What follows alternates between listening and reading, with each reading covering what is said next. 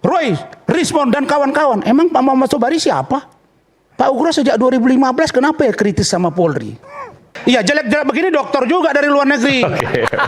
Saya mau sampaikan begitu. Jadi apa yang mau saya katakan? Bang, bukan. Saya tidak malu-malu bahwa saya mendukung Pak Jokowi dan Gibran. Emang kenapa?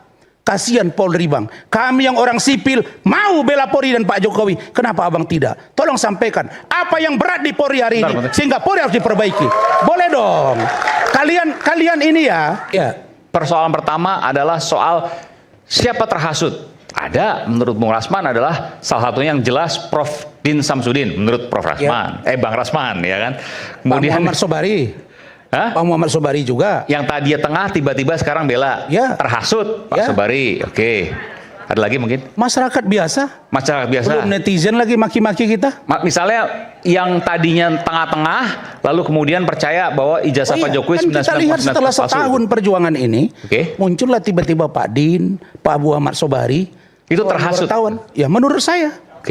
Boleh dong. Nah, jadi kalau saya mengkaji tadi, saya teruskan yang tadi, supaya tidak tumpang tindih penjelasan Bang Refli tentang siapa terlapor duluan, terus siapa yang diproses duluan, kan begitu ya. Jadi kasus saya itu, akhirnya yang sampai ke persidangan saya. Dan di sanalah saya buka ruang, ketika persidangan itu terungkap bahwa ada pelecehan itu.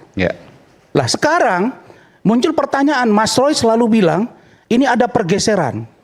Nanti kalau ini sidang di pengadilan, yang dibahas adalah pencemaran, bukan ijazah. Tidak begitu. Pokok perkaranya, bentar Bang, ini pengalaman saya Bang. 8 bulan saya sidang, tiap minggu itu ada medianya. Termasuk iNews, saya terima kasih. Apa itu? Dalam persoalan pertama, saya dilaporkan pencemaran nama baik. Apa yang saya cemarkan? Nama baik seorang pengacara. Terus poinnya apa? Saya mengatakan dia dilecehkan, melecehkan. Maka pokok perkaranya apa? Pelecehan seksual, dugaan. Nah, kalau persidangan ini terhadap Mas Roy Suryo 100% pasti yang akan dibahas adalah ijazah Pak Jokowi. Kenapa? Karena pokok perkaranya jatuhnya putusan nanti bahwa bersalah atau tidak Mas Roy dan kawan-kawan ketika ijazah Pak Jokowi dinyatakan sah dan tidak palsu, baru mereka dihukum. Loh, kok saya yang alami kok? Saya sudah tingkat kasasi sekarang Bang. Bang, saya cerita kasasi yang saya alami dan yang saya dampingi orang. Nah, makanya kalau saya salah, silakan nanti Pak Ugro yang mengoreksi. Ini fakta gitu loh. Sampailah sekarang akhirnya dikasasi. Lah, berikutnya, kalau teman-teman mendesak agar kita tunggu di citizen lawsuit, itu beda lagi. Di situ bukan Pak Jokowi yang dipersoalkan. Sekarang ada orang yang berbulan-bulan menantang Pak Jokowi, namanya Roy Rismond Tifa, mengatakan laporkan kami Jokowi, laporkan kami saudara Jokowi. Kami menyiapkan 1000 pertanyaan. Jangan cabut laporan. Giliran dilaporkan sampai ke sini-kesininya, kok malah minta dihentikan? Kan Anda berjuang atas nama rakyat. Anda mengatakan mewakili rakyat. Walaupun saya merasa tidak Anda wakili. Tapi kenapa Anda takut bertarung di pengadilan? Karena penjara, kalau fisik Anda dipenjarakan demi kebenaran, Anda tidak akan dianggap salah. Karena Nelson Mandela 25 tahun di penjara menjadi presiden bagi negaranya. Saya akan apresiasi kepada Anda. Karena itu Bung Roy, teruskan perjuangan ini. Saya tadi jam 18.12 menit malam ini chattingan dengan ajudan Pak Jokowi. Saya bilang, masih tetapkah RJ ditolak? Jawabannya ya. Ya, kalau ini tidak lagi ada RJ, terus Irwasum suruh menghentikan, tidak ada dasar yang bisa menghentikan itu. Yang bisa Kadif Propam, Bang Ugro dulu. Panggil, bukan hentikan ya, periksa kenapa Anda tidak sesuai norma menjalankan aturan sesuai dengan hukum dan atau perkap. Tapi yang namanya Irwasum tidak punya kewenangan. Makanya ada gelar perkara khusus. Nah mereka ini Bang Refli, ini sayangnya Bang Refli kan di tengah masuknya. Karena dulu pengacara yang lain tuh banyak kompor-kompornya gitu loh. Nah jadi mereka ini kan sudah tahap udah berlangsung semua ini Bang Ugro, Pak Ugro. Dilaporkan, diperiksa, lidik, sidik, tersangka, gelar perkara khusus, datangkan ahli, limpah ke kejaksaan, kembalikan P19, kemudian akan diserahkan lagi. Semua tahapan sudah dilakukan. Terus bagaimana mau sudah dihentikan? Makanya dari awal saya katakan, lakukanlah upaya hukum pra-peradilan. Karena nanti, loh kok ketawa? Karena itulah salurannya. Masa Anda suruh Pak Ugro bicara di media dengan Pak Din Samsudin, Pak Muhammad Sobari, Pak Muhammad Sobari bilang, saya datang untuk membebaskan Roy, Rismond dan kawan-kawan. Emang Pak Muhammad Sobari siapa? Bapak bukan presiden yang punya kewenangan yang juga terbatas seorang presiden. Saya kira inilah orang-orang yang terhasut dalam dugaan saya karena perilaku Roy dan kawan-kawan. Kami berada pada orang yang objektif.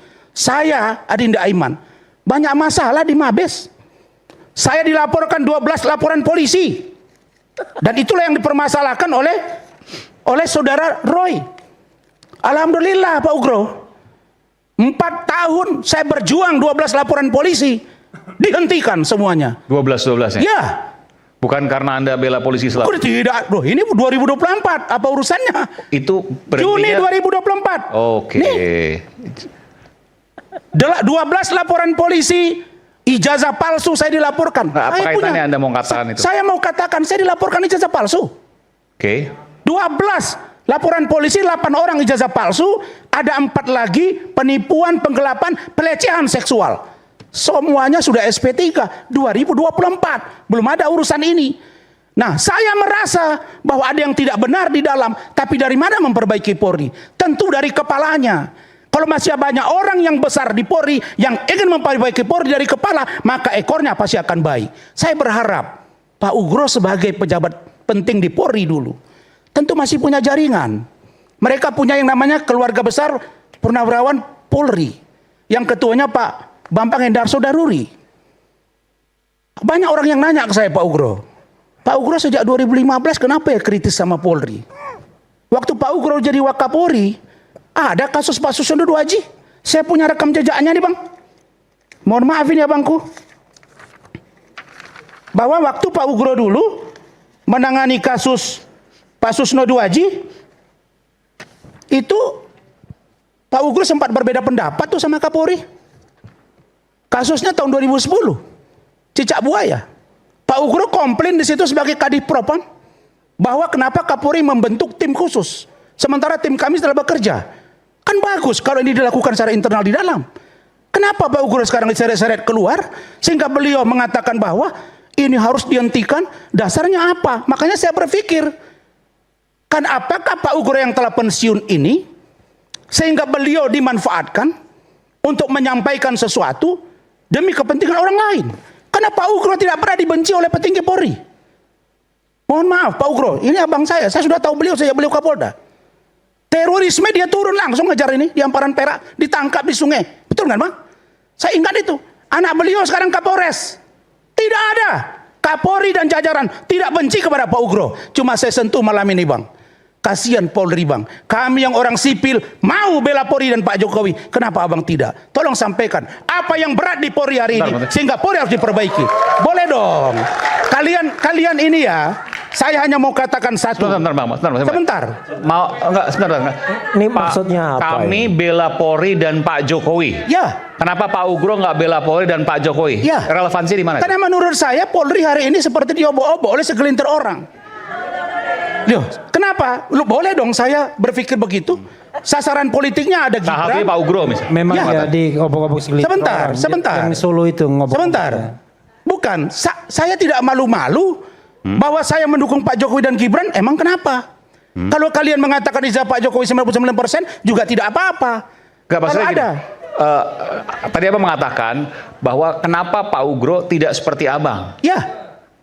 Pernyataannya adalah nggak ada masalah kalau seandainya logikanya bisa diterima. Ya. Tapi seolah-olah logika Pak Ugro tidak bisa diterima. Saya mau katakan apa yang disampaikan Pak Ugro, menurut yang saya pelajari dan yang saya pahami dan yang saya alami, kok berbeda dengan yang seharusnya.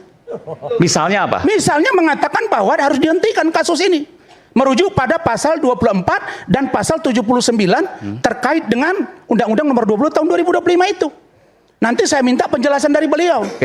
Jadi saya mau sampaikan kepada kalian semua ya, dalam ilmu psikologi ada yang disebut dengan tolerance for cognitive distortion.